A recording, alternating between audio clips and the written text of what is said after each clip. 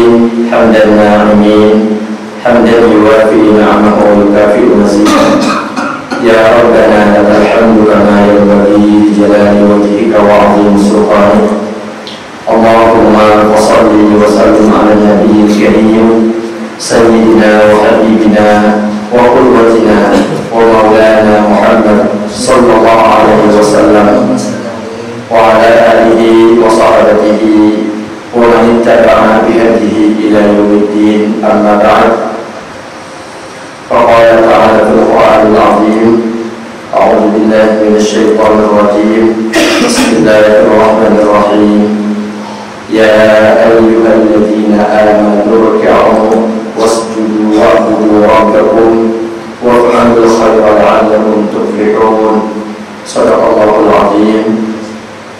Yang saya hormati Ketua BKM Ustaz Husin dan juga seluruh pengurus di musola, para imam, para ustaz, para hujjat dan juga tokoh masyarakat di lingkungan musola, di RT, di RW, dan juga Bapak Ibu jamaah sekalian yang dimuliakan Allah Subhanahu wa taala. Assalamualaikum jami'an tahiyatul Islam. Assalamualaikum warahmatullahi wabarakatuh. Alhamdulillah, kita panjatkan puji dan syukur kepada Allah Subhanahu wa taala atas segala nikmat yang Allah anugerahkan untuk kita semuanya. Betapa banyak, betapa agung dan sempurna nikmat Allah Subhanahu wa taala. Semoga kita senantiasa bisa mensyukurinya. Salawat dan salam semoga senantiasa tercurah limpahkan untuk kedua ulama kita Nabi Muhammad SAW beserta keluarga, sahabat dan segenap umatnya hingga yaumul qiyamah. Dan untuk pengajian kita pada malam hari ini, mari sama-sama kita awali dengan membaca Ummul Qur'an Suratul Fatihah ila hadratin Nabi Mustafa Muhammadin Rasulullah sallallahu alaihi wasallam wa ala alihi wa ashabihi wa azwajihi wa dzurriyyatihi wa jami'i ikhwanihi minal anbiya'i wal mursalin وعلى نبينا الفاتحة. أعوذ بالله من الشيطان الرجيم. بسم الله الرحمن الرحيم. الحمد لله رب العالمين الرحمن الرحيم مالك يوم الدين إياك نعبد وإياك نستعين اهدنا الصراط المستقيم صراط الذين أنعمت عليهم غير المغضوب عليهم ولا الضالين آمين. Pada malam hari ini kita akan melanjutkan pembahasan dalam bab tentang salat berjamaah. Kalau kemarin kita sudah membahas tentang betapa pentingnya salat berjamaah, bahkan jika ada orang, misalkan bapak-bapak bilang, saya kalau salat subuh sendirian itu rasanya bisa sangat khusyuk, bisa dinikmati bacaannya pelan-pelan sambil tadabburi, kemudian bacaan suratnya setelah Al-Fatihah bisa baca yang panjang, rukuk, sujud diresapi, dihayati dalam zikir-zikirnya. Sedangkan kalau saya sholat di musola berjamaah, imamnya cepat, rasanya kurang menikmati. Pertanyaannya, apakah saya lebih baik sholat di rumah atau di musola? Maka jawabannya adalah lebih baik sholat berjamaah di musola. Karena sholat yang begitu bagus tadi, kalau dilakukan sendirian, terutama atau khususnya bagi bapak-bapak, maka itu tidak akan bisa menandingi keutamaan sholat berjamaah. Jadi itu keberkahan dari sholat berjamaah. Kita sholat itu adalah ibadah yang paling utama seorang hamba untuk menghadap Allah, mendekatkan diri kepada Allah Subhanahu wa Ta'ala. Dan yang paling utama dari sholat tersebut adalah tentunya sholat wajib, sholat fardu, yaitu sholat 5 waktu. Tapi untuk ibadah yang paling utama ini, sholat wajib 5 waktu, justru kita diperintahkan untuk melaksanakan secara berjamaah. Yang artinya kalau dalam sholat berjamaah itu kan kita tidak hanya memperhatikan kekhusyuan kita di hadapan Allah, tapi juga memperhatikan hubungan kita dengan sesama jamaah. Itu yang luar biasa dalam syariat Islam. Nah, baik. Kemudian kita sudah membahas di awal juga, setelah membahas tentang betapa pentingnya sholat berjamaah, lalu siapa saja orang yang boleh tidak sholat berjamaah, yang memiliki uzur apa saja. Kalau udah lupa bisa dilihat lagi YouTube-nya. Nah, kemudian sekarang kita akan masuk ke subjudul yang berbunyi syurutu man yuqtada bihi. Syarat menjadi imam atau syarat sah seseorang jadi imam itu apa? Nah, syarat sah seseorang jadi imam di sini yang paling utama ada 3 hal. Dan ketiganya ini secara umum berkaitan antara siapa imam dan siapa makmumnya.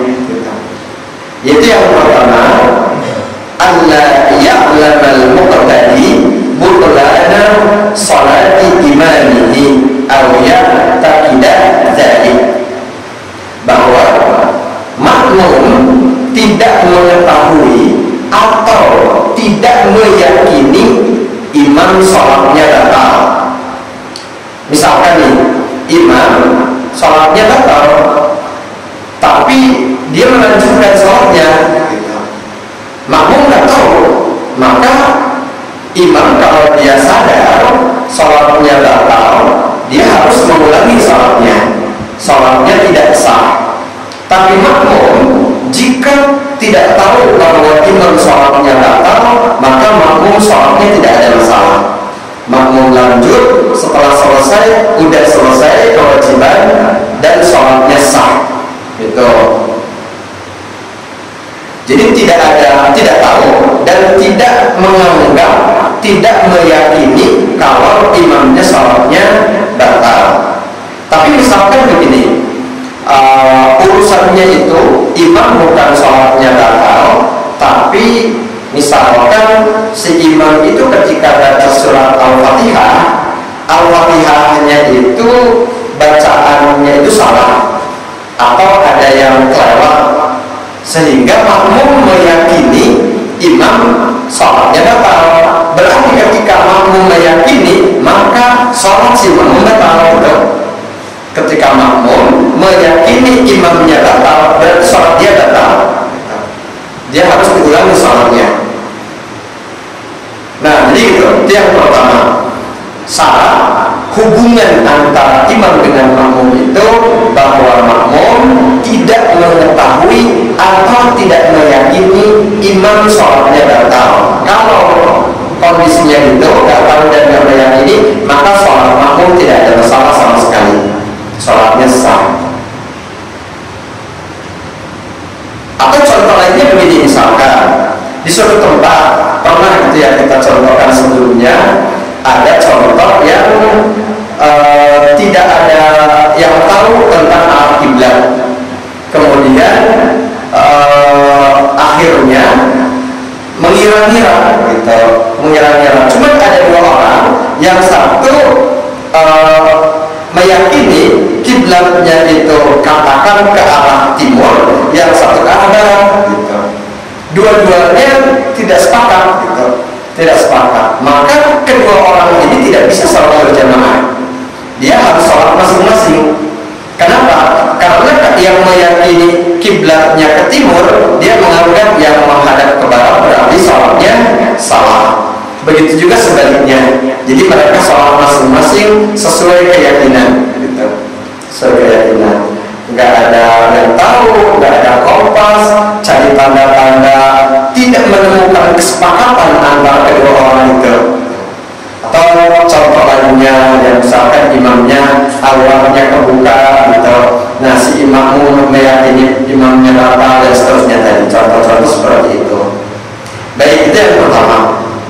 Yang kedua, alla yakuna ummiyan wal muqtadi qari. Tidak sah jika seorang berjamaah imamnya tidak bisa baca Al-Fatihah, makmumnya bisa, gitu. Jadi makmum yang pandai membaca surah Al-Fatihah tidak boleh bermakmum kepada imam yang tidak bisa membaca surah Al-Fatihah. Itu makmumnya tidak sah, salatnya tidak sah, gitu. Jadi dia kalau tidak jadi imam, maka dia berarti salatnya sendirian atau cari imam yang lain, gitu ya. Cari imam yang lain. Nah, dijelaskan di sini, wal maqsudu bil ummi, yang dimaksud dengan orang yang tidak bisa membaca Al-Qur'an adalah man la yatamakkanu qira'at al-Fatihah. Orang yang tidak bisa membaca Al-Fatihah dengan benar, dengan yakin, bihaitsu yakhallu bi qira'atiha ikhlalan yufawwitu harfan aw syiddah, yaitu ketika membaca ada huruf yang hilang, ada harokat yang salah. Misalkan harusnya membaca alhamdu, alnya nggak kebaca, bacanya langsung hamdu misalkan, berarti kan itu dua huruf hilang, gitu. Nah, atau harusnya Ar-Rahmanir Rahim dibaca Ar-Rahmanur Rahim, gitu ya, kasrahnya ketukar dengan dhamma. Nah, itu kesalahan-kesalahan yang bahasa tajwidnya itu jadi kesalahan besar, kesalahan yang jelas dan bisa merubah makna. Atau harusnya bertasydid, tidak ada tasydidnya, misalkan harusnya iyyaka, dia ya itu nggak ada tasydidnya, iyyaka misalkan. Nah, itu adalah kesalahan-kesalahan yang tidak boleh terjadi pada bacaan imam, gitu. Sehingga kalau makmum bacaan Fatihahnya bagus, dia jangan berimam kepada yang bacaan Al-Fatihahnya salah, dengan kesalahan yang jelas tadi, kesalahan yang bisa merubah makna. Baik, itu yang kedua. Bagaimana kalau imamnya atau makmumnya memang imam dan makmum sama-sama nggak bisa baca, bacaannya sama-sama nggak bagus, yaitu bisa jalan, gitu. Boleh, silakan berjamaah. Baik, kemudian yang ketiga, alla yakuna imra'atan wal muqtadi rajul. Laki-laki tidak boleh makmum kepada imam perempuan, ya. Kalau perempuan makmum ke imam laki-laki boleh, kalau laki-laki makmum ke imam perempuan boleh. Kalau laki-laki makmum ke imam laki-laki juga boleh pasti. Kalau perempuan makmum ke imam perempuan itu juga boleh, gitu. Yang tidak boleh hanya satu, laki-laki tidak boleh makmum ke imam perempuan. Nah, baik, itu tiga hal yang utama. Kemudian berikutnya ada minas sifatil lati yustahabbu an yatahalla bihal imam. Sifat yang sangat bagus dimiliki oleh seorang imam. Imam itu sebaiknya kayak gimana? Di sini dikatakan yajidalu an yakuna imamul qawmi aqwahum, yang sangat baik imam seorang kaum, imam satu kaum, imam sebuah mushola, imam sebuah masjid itu dipilih yang paling paham tentang hukum agama, terutama hukum sholat tentunya, paham tentang syarat wajibnya, rukunnya, terhindar dari hal-hal yang bisa membatalkannya, karena dia paham apa saja yang bisa membatalkan sholat dan seterusnya. Yang kedua adalah aqra'uhum, yang paling baik, paling bagus bacaan Al-Qur'annya. Jadi baik dan bagus ini sebenarnya kategorinya umum. Ada yang mungkin baik di sini dalam hal tajwid, tajwidnya bagus. Ada yang paling unggul dalam hal hafalan, hafalannya paling banyak atau paling bagus. Atau ada yang paling baik dalam konsistensi membaca Al-Quran. Itu semuanya sifat dari sisi-sisi yang disebut dengan akal. Orang yang paling unggul dalam bacaan Al-Qurannya, baik keunggulan dari sisi tajwidnya, tapi ini yang paling penting memang tajwid gitu ya, karena berkaitan dengan syarat tadi, syarat dalam membaca surat Al-Fatihah. Walaupun sisi-sisi lain tetap jadi perhitungan juga.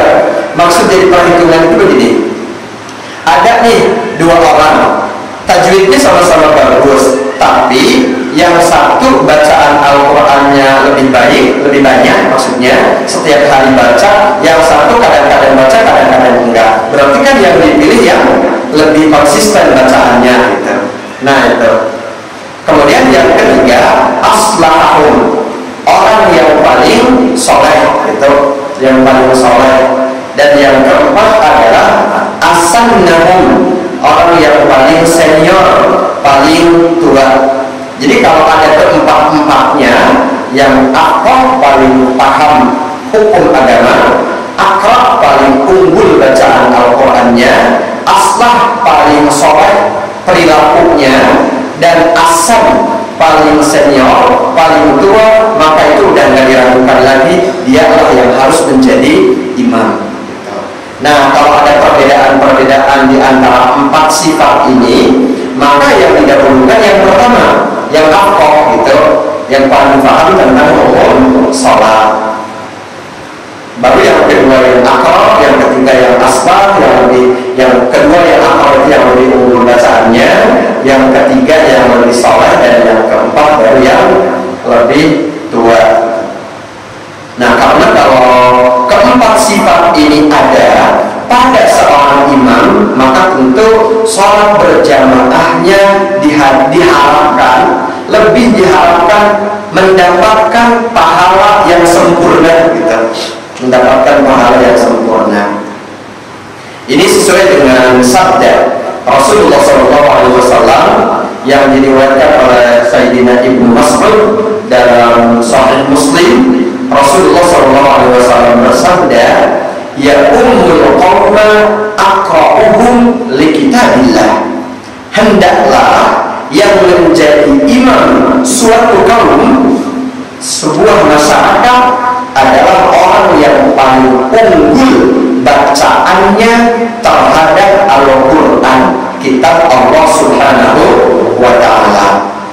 Fa in kanu fil qira'ati sawa, jika orang-orang di kaum itu misalkan ada beberapa orang yang bacaannya sama, keunggulan dalam bacaannya sama, fa'a'lamuhum bis-sunnah, maka cari yang paling paham terhadap sunnah Nabi Muhammad sallallahu alaihi wasallam.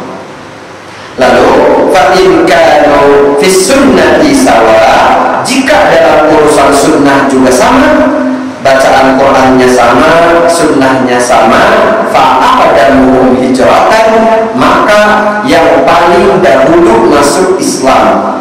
Kalau betul kan dari lahir semuanya ya, berarti yang paling dahulu itu tergantung umur berarti ya. Tuh. Nah, fa'aqadamuhum hijratan, yang paling dahulu masuk Islam. Fa'in kanu fil hijrati sawa, jika dalam hal masuk Islamnya juga sama, fa'aqadamuhum sinnan, maka yang paling tua umurnya. Nah, baik. Kemudian yang berikutnya pembahasannya disebutkan bahwa jika ada dua orang, yang satu bersucinya itu berwudu, tapi yang satu lagi bersucinya itu dengan bertayamum. Dia misalkan ada kendala tidak bisa berwudu sehingga dia bersucinya diganti dengan tayamum. Pertanyaannya, boleh nggak yang bersucinya sesuai aslinya yaitu berwudu makmum kepada orang yang bersucinya diganti dengan tayamum? Jawabannya boleh. Sebagaimana orang yang sholatnya sambil berdiri berarti sholatnya sempurna, itu boleh kan makmum kepada orang yang sholatnya sambil duduk, karena dia nggak bisa berdiri. Misalkan dia memang sakit atau memang dia disabilitas gitu ya, nggak bisa berdiri, nah maka boleh yang sholatnya sambil berdiri makmum kepada yang sholatnya sambil duduk karena tidak bisa berdiri.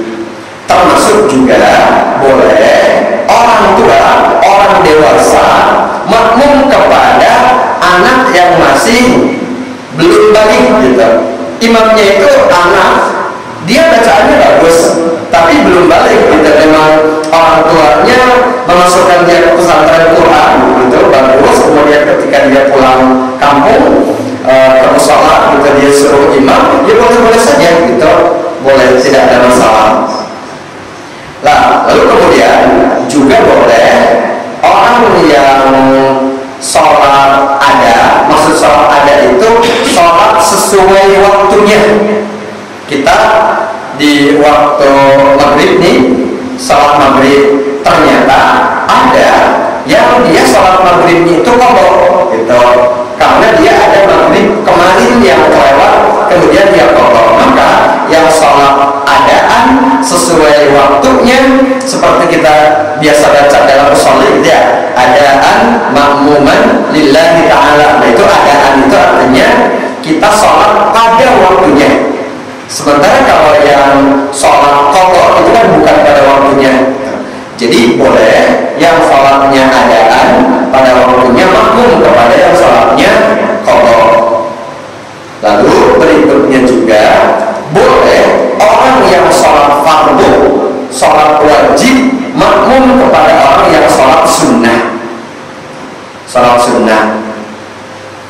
Begitu juga sebaliknya, ada orang sholat sunnah makmum kepada orang yang sholat wajib. Tuh, niatnya masing-masing. Yang makmumnya sholatnya sholat subuh, yang imamnya sholat apa ya? Ya, misalkan imamnya sholat nemenin gitu, mengulangi sholat subuhnya untuk nemenin orang yang nggak punya teman buat sholat berjamaah, kan itu sunnah gitu ya bagi dia. Atau si makmumnya itu baru bangun dia jam 7, kan udah masuk waktu duha gitu, sehingga imamnya sholat duha, makmumnya sholat subuh gitu. Cuman imamnya nggak kunut gitu ya, karena sholat duha gitu. Nah itu boleh gitu ya, makmum orang yang sholat sunnah kepada orang yang sholat wajib, begitupun sebaliknya. Nah baik, pembahasan berikutnya kita akan lanjutkan ke bahasan itu, namanya kaifiyatul iqtidah, teknis tata cara dalam bermakmum ya, tata cara dalam bermakmum. Tata cara ini yang pertama adalah alla yataqaddama al-ma'mum 'ala al-imami fil makan. Posisi berdirinya makmum tidak boleh lebih depan daripada imam. Jika makmumnya lebih depan daripada imam, sholatnya tidak sah, batal. Itu ya, walaupun ada sih pembahasan dalam hal ini, ulama-ulama yang berbeda pendapat, termasuk dalam mazhab Syafi'i sendiri, itu sebenarnya ada dua. Karena mazhab Syafi'i itu ada yang disebut dengan qaul qadim, ada qaul jadid gitu ya. Qaul qadim itu Imam Syafi'i sebelum hijrah ke Mesir. Qaul jadid itu fatwa Imam Syafi'i ketika beliau sudah tinggal di Mesir. Nah, dalam Qadim ternyata Imam Syafi'i mengatakan bahwa makmum yang berdirinya di depan dari imam itu sholatnya sah, cuman makruh gitu. Sementara di kaul jadi kaulnya fatwanya Imam Syafi'i di Mesir mengatakan bahwa makmum yang berdirinya lebih depan dari imam sholatnya batal. Cuman kalau kita bayangin orang yang berdirinya lebih depan dari imam, nanti gimana dia noleh-noleh ke belakang terus gitu ya. Jadi imam Allahu Akbar-nya ini sujud atau duduk gitu. Jadi memang agak susah gitu ya, agak susah. Jadi Rasulullah sendiri bersabda begini, innama ju'ilal imamu liyutamma bihi. Yang namanya imam itu memang untuk diikuti, baik diikuti gerakannya maupun diikuti posisinya. Yang namanya pengikut ya posisinya di belakang gitu. Itu penafsiran, penerjemahan dari para ulama tentang hadis ini, bahwa memang orang sholat makmum itu posisinya harus di belakang imam ya. Cuma mungkin kalau kita lihat posisi orang sholat di Masjidil Haram ya, di Ka'bah, di depan Ka'bah itu kan ada makmum yang sholatnya hadap-hadapan sama imam ya. Sebenarnya sih hadap-hadapan itu nggak kelihatan juga kan, menghalangi sama Ka'bah kan. Jadi gini maksudnya, imam kemudian makmum itu kan melingkar ya, imam menghadap ke Ka'bah. Secara umum walaupun pindah-pindah, ada tempat utama itu biasanya di Maqam Ibrahim ya, Maqam Ibrahim. Nah, jadi makmum yang posisinya searah dengan imam itu memang tidak boleh di depan, tidak boleh lebih dekat dengan Ka'bah. Mereka bersaf itu biasanya kan ada petugas-petugas ya, dari petugas ketertiban di Masjidil Haram itu biasanya suka ngarahin juga, suka ngatur gitu. Imam itu posisinya di mana, nanti jamaah akan diatur sama mereka itu sebenarnya gitu sebenarnya. Jadi memang posisi imam itu paling dekat ke Ka'bah gitu. Tadi di Maqam Ibrahim atau di Hijr Ismail atau ke Hajar Aswad atau dimanapun gitu ya posisi imam. Nah, yang searah dengan imam di arah, misalkan katakan dia berada di arah barat daya gitu ya dari Ka'bah, maka berarti yang sejajar itu harus di belakang imam posisinya, bersafnya itu.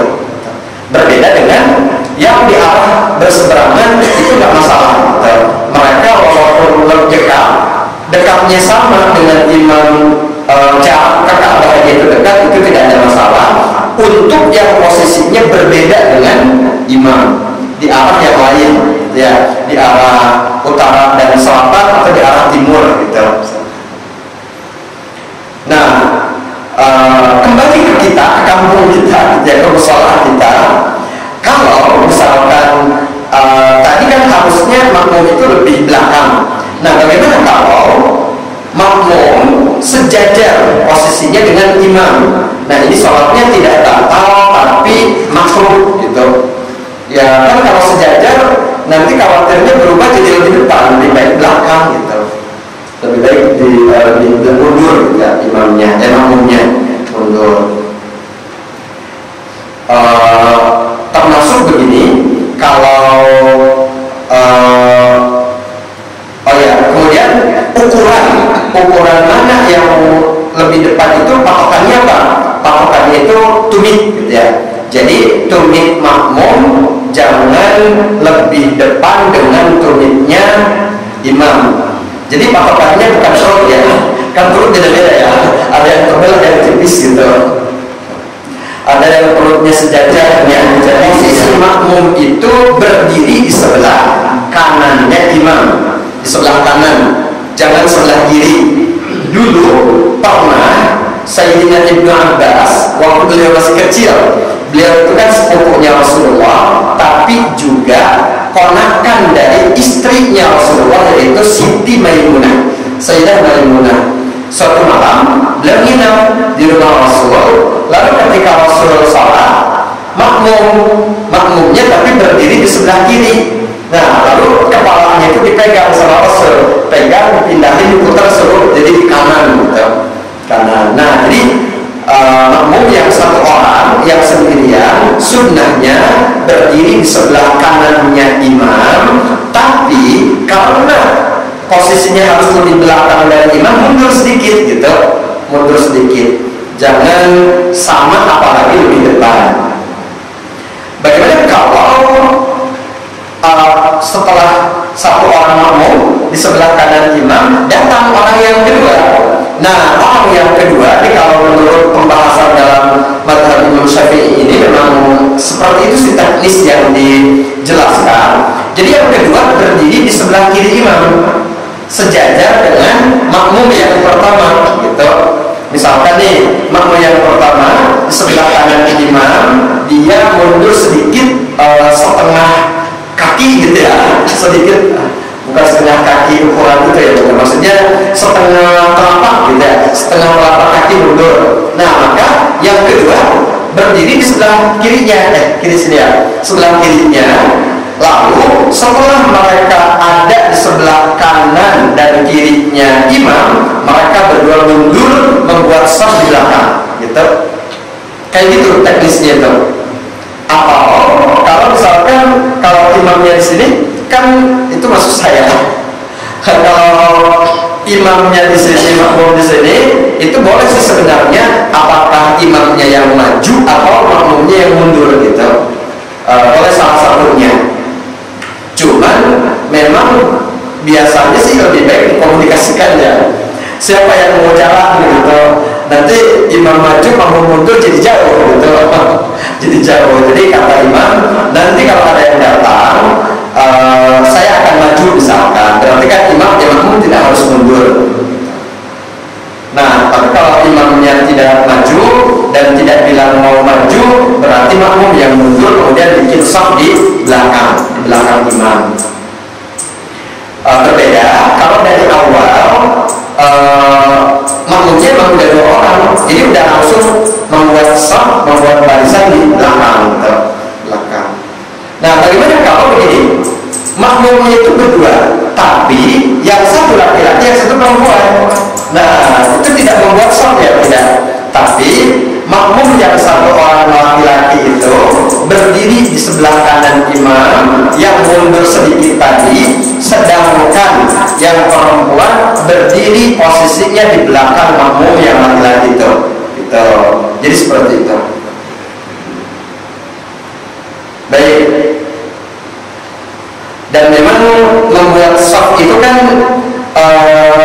disunnahkan shaf itu yang rapi, lurus dan rapat gitu. Sunnahnya banyak.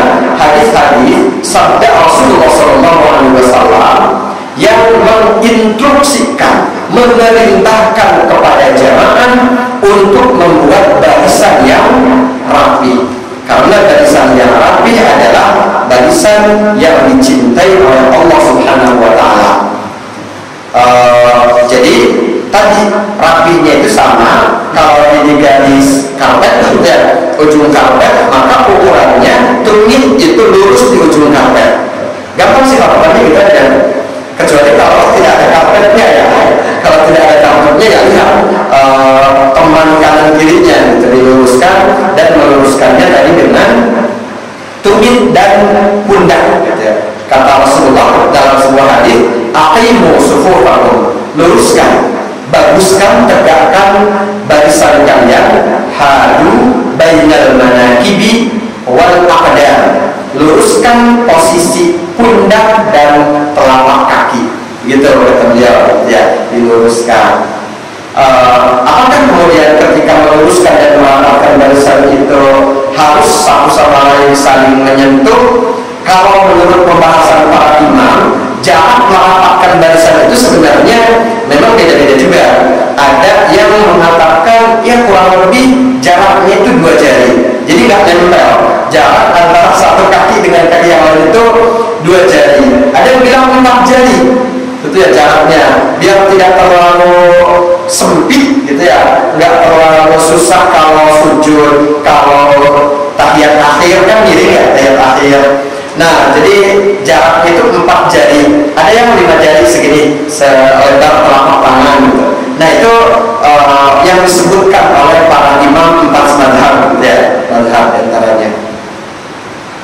Baik, itu tentang shaf, tentang barisan, dan kemudian barisan ini jaraknya an la yazida ma bainal imami wal ma'mum ala salasati al-ru'i.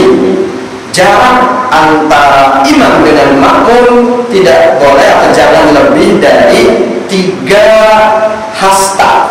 3 hasta itu, 1 hasta sekitar 40 cm ya. Berarti kalau 3 hasta sekitar 120 cm gitu. Nah, jadi jangan lebih dari 120 cm jarak itu, kalau lebihnya begitu. Kalau ini ada 100 meter ini, sekitar inilah ukurannya, sekitar ukuran karpet. Cuman karpet kan ada yang lebih kecil ya. Inilah yang lebih pas gitu ya, lebih pas. Nah, termasuk jarak antara shaf pertama ke shaf berikutnya itu. Masing-masing shaf itu sama ukurannya seperti jarak antara imam dengan makmum di shaf yang pertama.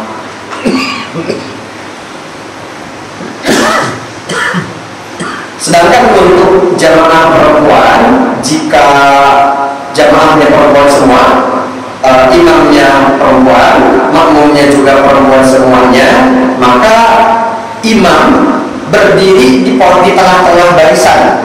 Jadi ini shaf nih. Nah, imamnya itu berdiri di tengah. Ya, dia tinggal maju sedikit aja gitu, maju sedikit. Beda dengan imam laki-laki yang ada mihrabnya. Imam perempuan ada di tengah-tengah shaf yang pertama. Shaf yang pertama.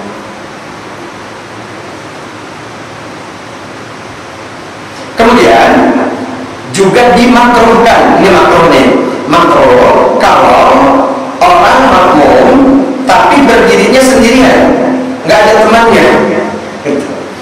Apalagi kalau shaf di depannya itu ada yang kosong. Nah, itu makruh banget gitu. Makruh banget kan, sayang banget ada yang kosong, dia nggak isi gitu, nggak isi. Bahkan kalaupun tidak ada yang kosong di depannya, disunnahkan dia menarik orang dari barisan, satu orang suruh mundur ke belakang menemani dia gitu. Biasa ditepuk gitu ya pundaknya, disuruh mundur satu orang gitu. Nah, karena kalau berjamaah tapi berdiri sendirian itu makruh, makruh. Kemudian ada juga sebenarnya hadis yang bahkan memuji, Rasulullah memuji orang yang kalau datang itu mengisi celah yang kosong dalam shaf yang ada gitu. Tidak kemudian membuat shaf sendiri padahal ada temannya. Ada temannya pun, kalau misalkan temannya ada 3 orang, ada celah satu, yang satu maju gitu, jangan dikosongin. Baik, itu ya pembahasan tentang membuat shaf dalam sholat berjamaah. Yang kedua, tata cara bermakmum sholat berjamaah adalah an yutabi'ahu fi intiqalatihi wa sa'iri arkan sholatil fi'liyah, mengikuti gerakan-gerakan imam. Itu makmum itu harus ikut. Kalau imam rukuk, makmum ikut. Iya, alhamdulillah juga makmum ya. Itu juga sholat berjamaah gitu. Ya, jadi harus mengikuti. Dan yang dimaksud harus mengikuti ini jangan telat dan jangan mendahului gitu. Mendahului hukumnya haram, terlambat juga nggak boleh gitu. Terlambat kalau terlambatnya sampai 1 rukun misalkan, i'tidal, makmum baru rukuk itu makruh gitu. Makruh. Sholatnya sudah batal, tapi makruh kalau ketinggalan satu rukun. Tapi kalau ketinggalan dua rukun dengan sengaja, tanpa ada uzur, tanpa ada kendala, itu tanpa ada kendala, sholatnya batal gitu. Sholatnya batal. Tapi kalau ada kendalanya kan begini, misalkan imam kok bacaan Fatihahnya cepet banget, udah gitu kan ini rakaat ketiga nih, udah nggak baca surat gitu ya, sehingga makmum ketika imam rukuk, makmumnya belum selesai baca Al-Fatihahnya gitu ya, maka makmum itu dia menyelesaikan Al-Fatihahnya dulu, tapi jangan sampai telat dari imam lebih dari dua rukun yang panjang atau dua rukun yang panjang itu gini, rukun nih, i'tidal itu nggak dihitung karena i'tidal hitungannya rukun pendek. Kemudian sujud, duduknya nggak dihitung gitu. Jadi kalau imam bacaan Fatihah cepat, makmum belum selesai, jangan sampai dia ketinggalan dari imam sampai imam udah mau sujud yang kedua gitu. Nah, seperti itu gitu, seperti itu. Kalau ternyata makmumnya bacaannya lambat banget sampai kelewat gitu, imamnya udah sujud yang kedua, maka makmum harus mengikuti imam dan rakaatnya nanti ditambah setelah imam salam. Artinya dia kurang satu rakaat. Tapi kita mah yang nggak ada sih yang biasanya sampai kayak gitu lah ya, sampai jauh banget, sampai imam sujud dua kali, kemudian makmum belum selesai Fatihahnya sih, aku nggak ada sih gitu ya. Nah, jadi mengikuti gerakan imam itu tadi, setelah imam melakukan gerakan dia rukuk, maka makmum langsung mengikuti. Jangan sampai imam udah i'tidal, makmum belum rukuk, jangan sampai seperti itu. Jangan sampai seperti itu. Itu makruh tadi ya, makruh walaupun salatnya tidak batal. Kemudian yang ketiga, namanya makmum itu harus al-ilmu bintiqalatil imam, harus tahu perpindahan posisi imam. Imam kapan rukuk, imam kapan i'tidal, imam kapan sujud dan seterusnya, makmum harus tahu.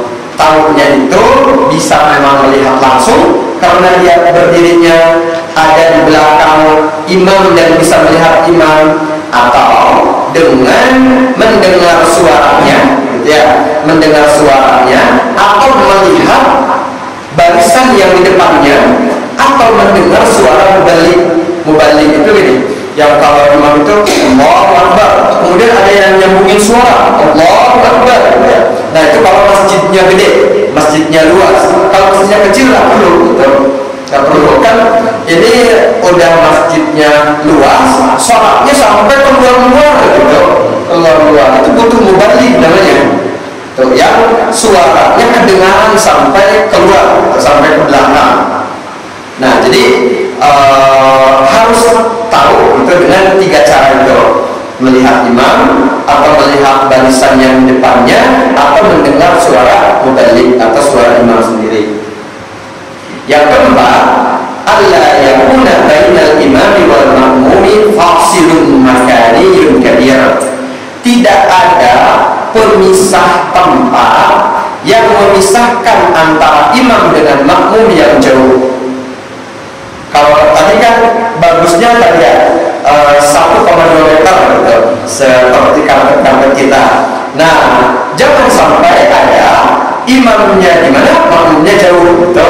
Nah, itu nggak boleh, nggak boleh. Termasuk makmum yang posisinya di barisan belakang, kecuali kalau memang sama-sama imam dan makmumnya ada di dalam masjid. Dalam masjid walaupun masjidnya gede banget, itu tidak ada masalah gitu. jarak. Jadi yang paling belakang itu mungkin jaraknya udah sampai di sini dicontohkan sampai 100 meter ya. Sebentar, saya takut salah bacaannya mana saja itu. Nah di sini salatu mi'ati zira'in hashimiyin, 300 hasta gitu ya, 300 hasta orang Arab. Hashimi sebenarnya keluarga Rasul ya, Hashimi itu 300 hasta. Di sini dikatakan konversinya sekitar 150 meter. Karena kan ini penulisnya udah orang yang masa sekarang, sehingga beliau menambahkan konversi meter. Jangan sampai terlalu jauh. Makmum jaraknya 150 meter dari imam. Ada ya masjid yang sampai 150 meter gitu. Nah kalau di dalam masjid itu boleh, tapi kalau di luar nggak boleh gitu. Di lapangan misalkan, jangan terlalu jauh.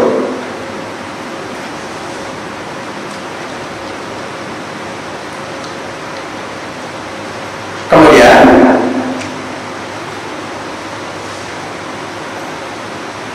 yang kelima, an yanwiyal muqtadi al-jamaah al-ihtida. Makmum wajib niat berjamaah atau niat makmum.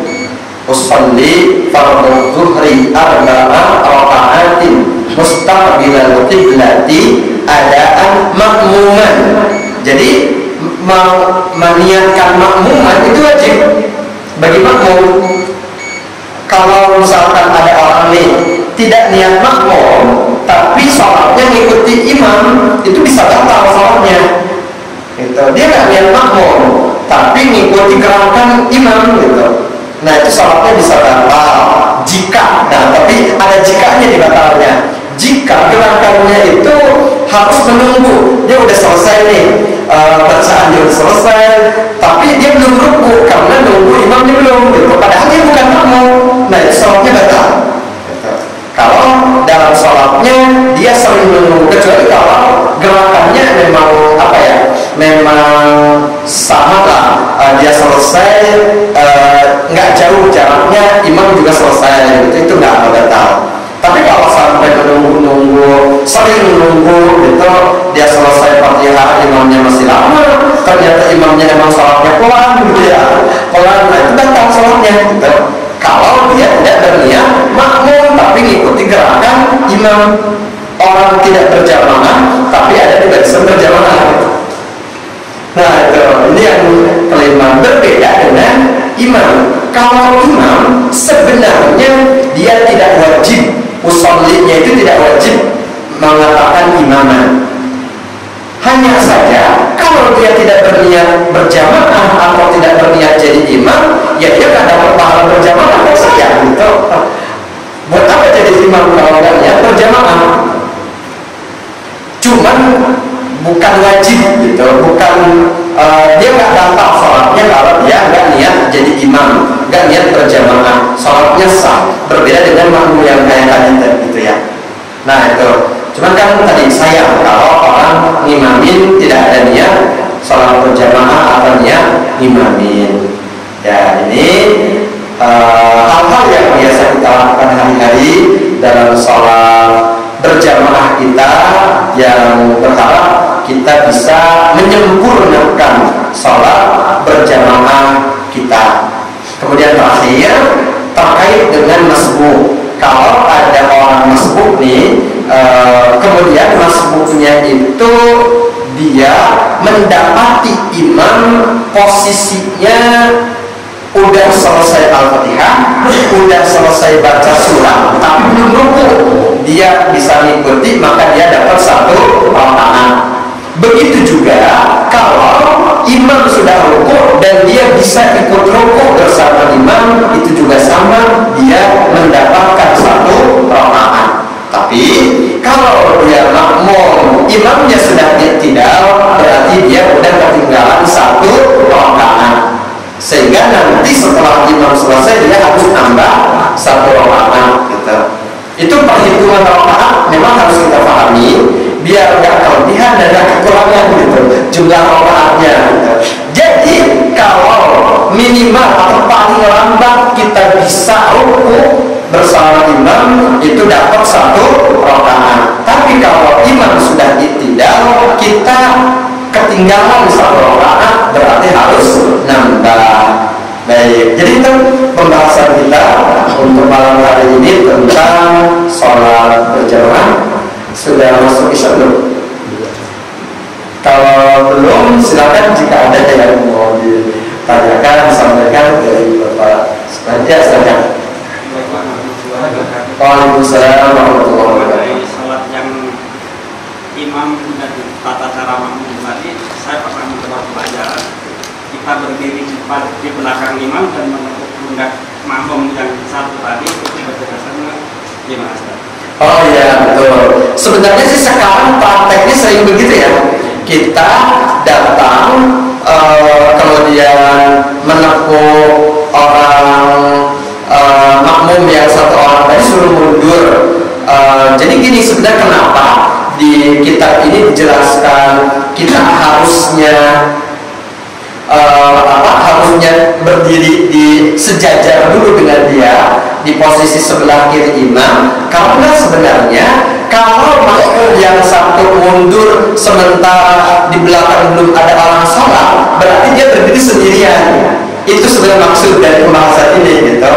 Makanya sebenarnya disuruhnya itu kita bukan mungkin nepuk gitu ya, nepuk, tapi cuman kalau nepuk pasti langsung mundur ya. Ya, tapi itu sih ininya sih pembahasannya tentang sebuah keutamaan, bukan tentang syarat dan rukun. Artinya yang paling baik sebenarnya seperti yang dijelaskan oleh kitab ini. Dan ini bukan cuma kitab ini, memang kitab-kitab lain juga penjelasannya seperti ini sebenarnya. Cuman karena khawatir salah paham nih, khawatir salah paham, kita nggak nepuk. Kemudian kita berdiri di sebelah kiri, kita mundur, teman kita nggak mundur gitu. Khawatirnya gitu ya kita. Jadi yang biasa nggak masalah sih, nggak masalah. Intinya sebenarnya memang kalau udah berdua bikin saf di belakang tadi gitu. Tujuannya kan itu sebenarnya. Ya memang kita kebiasaannya seperti itu gitu. Tapi ini yang mekanisme terbaik sebenarnya gitu. Jadi di lapangan kita sekarang prakteknya gitu ya, nepuk dulu, baru takbiratul ihram, kemudian yang kita tepuk dan langsung mundur dan bikin saf di belakang. Itu tidak masalah sih, sebentar, jedanya kan sebentar saja. Dia berdiri sendirian dan langsung menemani.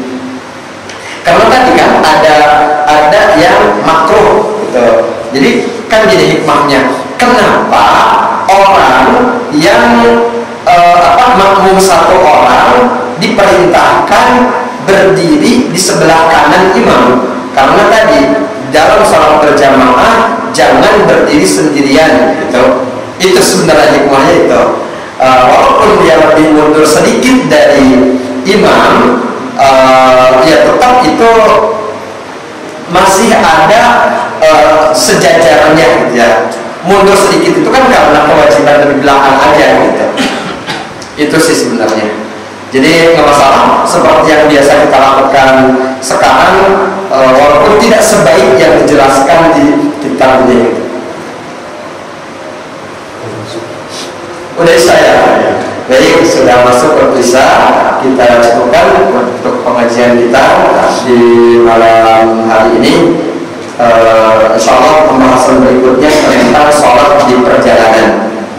Mudah-mudahan Allah Subhanahu Wa Taala berikan kepada kita panjang umur, sehat-sehat semuanya dan istiqomah dalam keimanan.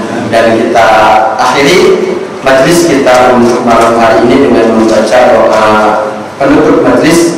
Subhanallahumma wa bihamdika asyhadu an la ilaha illa anta astaghfiruka wa atubu ilaik. Walhamdulillahirabbil alamin. Billahi taufiq wal hidayah.